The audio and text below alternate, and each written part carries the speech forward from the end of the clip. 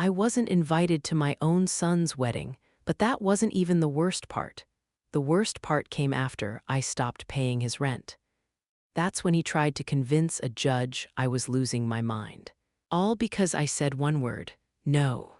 I am 71 years old, and this is how my child tried to take my independence. The dress was hanging in my closet, soft pink, elegant, carefully chosen. I called my son to ask about the rehearsal dinner. Oh, didn't he tell you? We got married yesterday. Yesterday. It was small, only immediate family, only special people were invited. Special people. For 3 years, I paid $917 every month toward their rent. When groceries ran low, I filled their refrigerator. When her car broke down, I paid for repairs. When they were saving for the wedding, I gave her $800 for her dress. And yet, I wasn't special. That night, I stood in front of that pink dress. I didn't cry. Something inside me hardened. 1 week later, the phone rang. And the landlord says the rent hasn't come through. Did you forget? Forget. For 3 years, I never forgot. I only help special people. You're being emotional. You're not thinking clearly. At your age, big financial decisions can be concerning. That was the first time they said it, not thinking clearly. I didn't know yet those words would become their weapon. 2 days later, they walked into my house. They still had a key. Sitting at my dining table was my son, his wife, and a man in a gray suit, a lawyer. Mom, we're worried about yous. Cutting us off like this isn't normal. Maybe you're overwhelmed. We just want to protect you. This is a temporary power of attorney until we're sure you're stable. Stable, I looked at my son. He couldn't meet my eyes. This wasn't love, this was strategy. I told them to leave. They did, but they weren't finished. 1 week later, official documents arrived.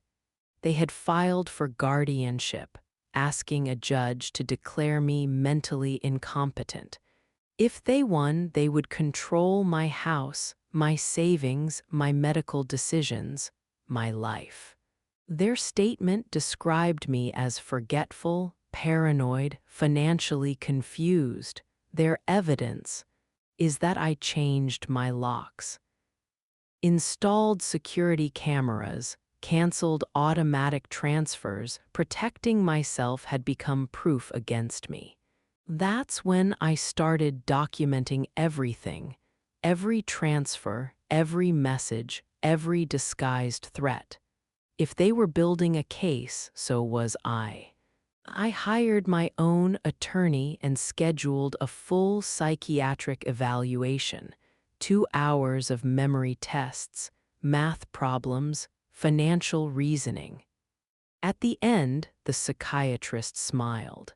You are cognitively strong. There is no impairment. The only thing I had lost was my willingness to be used. The courtroom was silent. Their lawyer spoke first. Mrs. Diane has shown signs of instability. She abruptly cut financial support, installed surveillance. She appears paranoid. I just stopped paying the week I learned I was not special enough to attend my own son's wedding. For 3 years, I transferred $33,000. I have every receipt.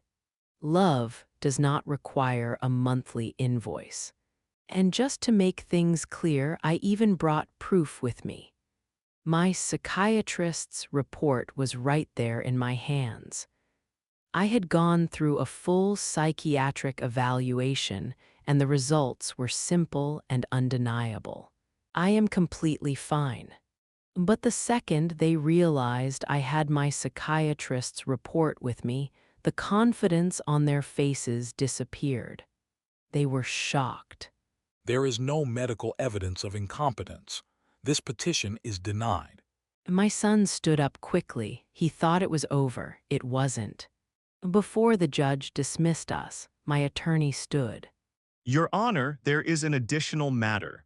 For 3 years, my client has documented financial transfers totaling $33,000 and written statements implying emotional withdrawal if payments stopped. The judge read one message aloud. If you stop paying, don't expect to be part of our lives. Then another.